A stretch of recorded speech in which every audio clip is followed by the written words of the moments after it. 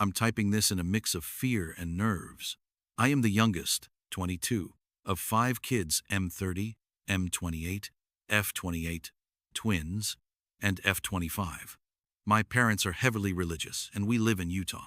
Growing up, everything had to be done perfectly. It didn't matter if it was grades, looks, social activities, or even friends. I'm different from my siblings as I was never interested in the maths and science like they were. I've always been the writer, the painter. I remember once when I was 13, I made a painting of a dove in a snowy field and won first in the competition. I told my parents, who got angry that I had wasted my time with something so worthless when I should have been using the time to study. I still had A's in every class. My mother won't even say more than a few words to me. She's always seems like she hates me and I don't understand. Father burned the painting to remind me of what was truly important before taking all of my art supplies until I showed more responsibility with my time. It's been like this as long as I can remember.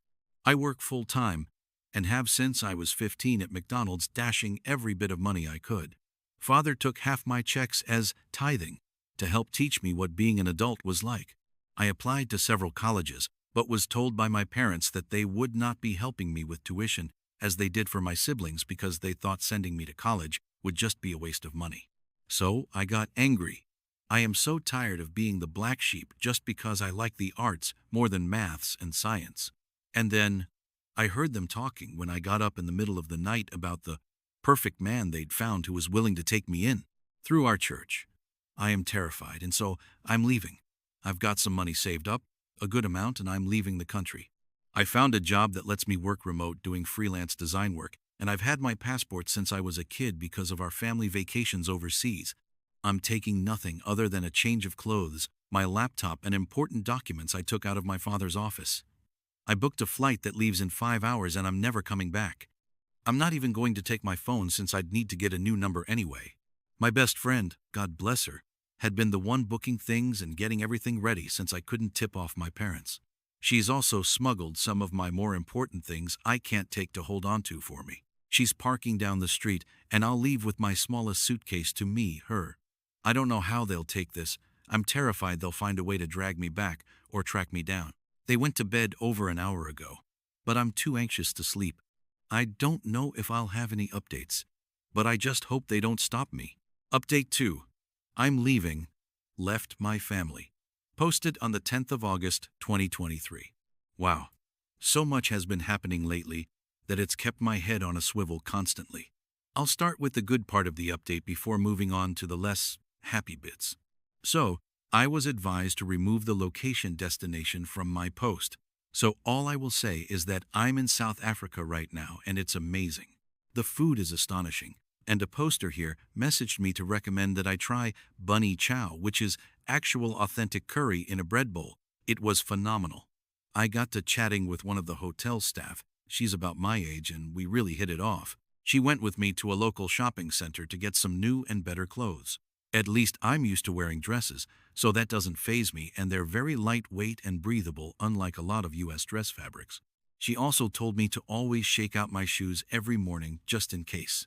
I've started apartment hunting, and it's well within my budget, like super low compared to how sky high it is in the US. It's honestly jaw-dropping. Like $81 for a studio apartment with a loft and kitchenette. So yeah, housing won't be an issue. And it is a bit odd to be house shopping for myself when I've always lived with my parents. Now on to the less pleasant bits. I finally opened the emails, deciding it was best to probably get it over with. My father's email was filled with anger.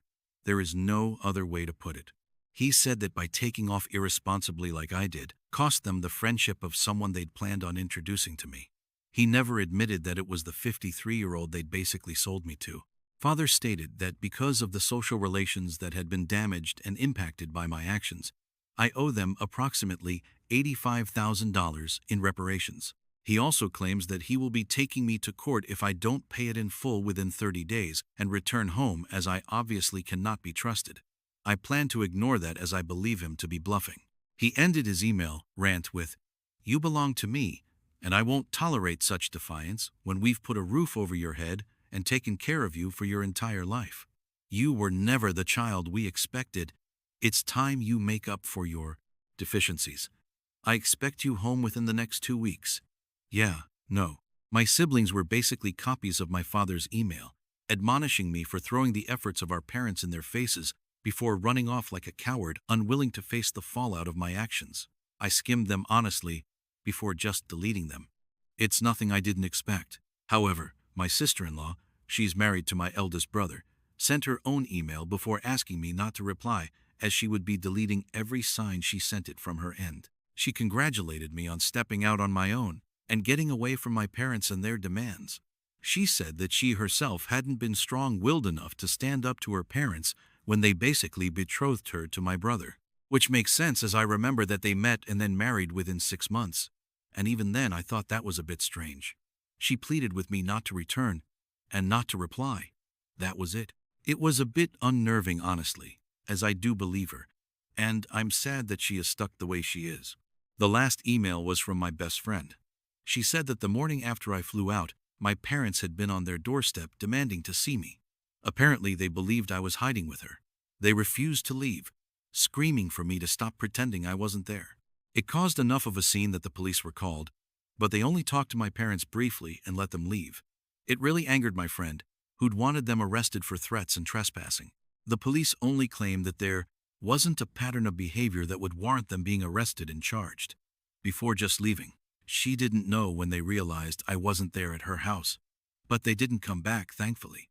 However, word has spread of me fleeing the safety of my parents' home, and how they wanted me to return, as they were concerned and fearful of what may happen with me out on the streets alone. The church ward has actually done searches of the area trying to find me. I don't know what they'll do from here, but they have no idea I left the country, let alone the state. My friend has no plans to say anything, and neither do I. As far as I'm concerned right now, they can live with that state of wondering for the rest of eternity. I don't think I will renounce my U.S. citizenship, as there may come a day when I need it, and it's better to be safe than sorry. But I have full plans to gain dual citizenship as soon as I am able to. That's it for now. No other parts yet. But if anything changes, I'll let you know. I want to thank you all for your comments and private messages. It feels like I've got friends and family on my side, and I cannot tell you how much that means to me. Truly, thank you. All of you. Update 3. Posted on the 11th of August, 2023. So much advice and support from everyone, I cannot thank you all enough. I thought with all the comments and questions, I thought I'd answer here and explain what's happened since my last post. Ironically, my use of maths instead of just math comes from my mother, who is British and met my father in England when they were 22, so I do come by it naturally, and my siblings say it that way as well. I thank you for drawing my attention to the TT videos broadcasting my story, though why they changed the name I don't know. I did report them, but we'll have to see if they ever pull the videos down or at least edit them. Second is people questioning why I chose South Africa and Johannesburg of all places, because of how dangerous it can be. I do understand the risks, but there is nowhere on this planet that is inherently danger-free. Africa is massive and incredibly diverse. Finding someone would be very difficult, and because those videos got so much attention, I have left Johannesburg, sadly. I'm very far, though, obviously, still in Africa. The area I'm in now is incredibly safe and came highly recommended by several people. Settling here will be very comfortable, and the people are wonderful. I may even attend the university here and get a degree. I haven't replied to the emails, but I have saved them and printed copies and laminating them just in case. I will not be renouncing my U.S. citizenship, and my passport is good for another 8 years. I don't hate religion, regardless of what it is. In my eyes, a person's relationship with God is incredibly personal. If a person connects with Him via camping, or walks, long drives listening to music, acts of service, that's their choice, and it's just as valid in my opinion as sitting in a pew is. Possibly more, as they're honest with themselves instead of just putting on a false facade for the public eye. I plan on ignoring any further emails from my family, other than printing them out just in case. They've made several phone calls to my friend who's had fun with them. The first time your father called yelling that I hand you over, I pretended to be cowed and gave him your location. It took him to a strip club. He came back screaming at how I had embarrassed him. I just hung up on him honestly. She did that each time they called, giving a different location each time. Her favorite was sending my parents to a nudist retreat. My mother passed out apparently. My friend is looking to move and eventually plans to join me but will jump around a bit so that they don't follow her to me.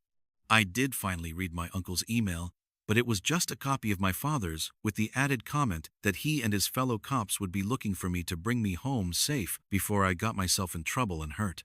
I am being watchful, and I know better than to wander into dark alleyways and abandoned places. That's all I've got for now. If anything changes, I'll let you all know.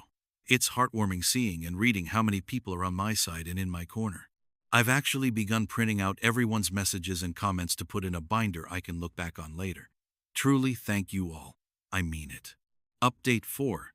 Posted on the 26th of August, 2023. Hello everyone. It's been a while since my last update, and a few things have happened that I was told by my friend that I needed to share since everyone was still clearly rooting for me. I have settled in a bit here, and am now enjoying the fun of paperwork. Oh, so much paperwork. I have secured an apartment, and while it's 2 bedrooms, one is for my friend when she comes to join me. I've made a few acquaintances here locally and am beginning to stand on my own a bit. My biggest challenge has been dealing with feeling uncomfortable because I don't know all of those unspoken rules the way I did in the US. As such, I'm constantly second-guessing myself, but hopefully that will fade with time. So, family. My family has learned I left the state.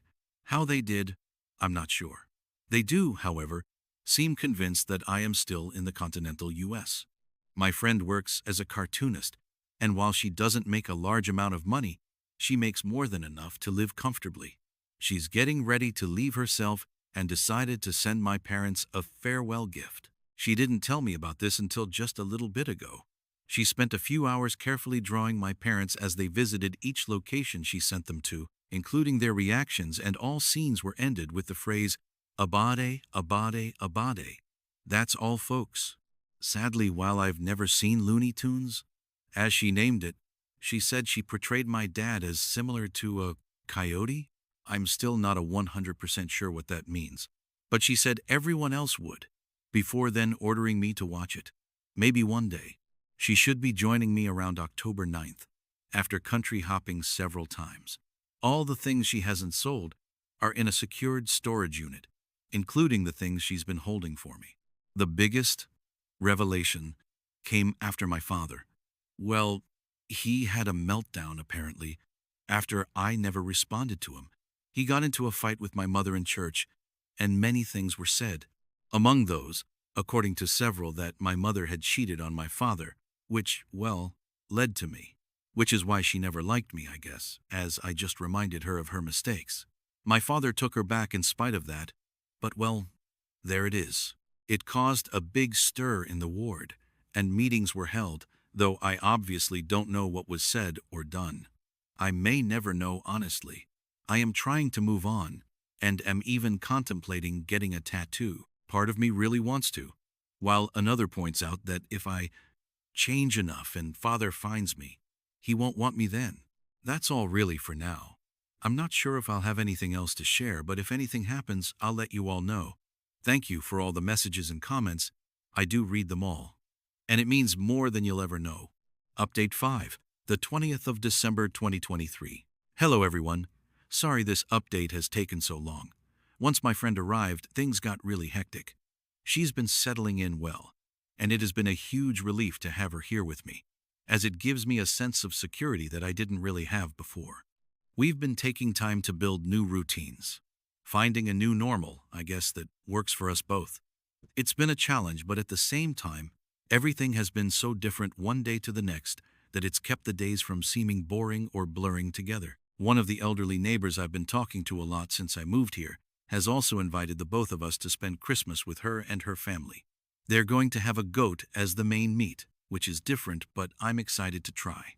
It's odd to not see Christmas trees everywhere, but that's still a new thing, so it's not common here. But her granddaughter is teaching my friend and I some of the dances we'll be doing, as Christmas celebrations here are more like a festive party and gathering rather than a slow day spent with just gifts. It's odd, as even in my family we'd only ever be given 3 gifts. One for our body, one for the mind and the last for the soul, to honor the Trinity according to my parents. Last year, I think I received a new Sunday dress, a set of physics textbooks, and a new log journal for my scripture reading. After gift openings, we'd each retreat to our rooms and remain there until dinner was ready, usually made by Mother and myself. Yet here, they're planning on doing our hair, having dances and music with food and laughter. Gifts are still given, obviously, but the day is spent more with those around you than on material things. I'm excited. I've decided to ignore my family for now. I've gotten a lot of questions on why I didn't report them or confront them, and the answer is easy and may seem a bit childish, but the thought of facing them like that terrifies me. I don't want to be around them, talk to them, or think about them. I'm genuinely scared that trying to bring justice will only drag me right back into the mess I ran from. I'm 22, and yet I'm terrified of my own family. So that's why I'm not doing anything to them. I just want to pretend, even if only for a bit, that my life isn't messed up and freakish, if that makes any sense at all. I don't know where I will be a year from now, but somehow the thought doesn't worry me. I'm happy, genuinely happy, and excited to see where things will go from here. Thank you, everyone. Really, I mean it. Looking back, it's mind-blowing how things have changed, and there is still so much I get to do. I know there are people here from all over the world. I'd love to hear your holiday traditions. I don't care if it's not Christmas. I just love to hear what you do this time of year and your traditions.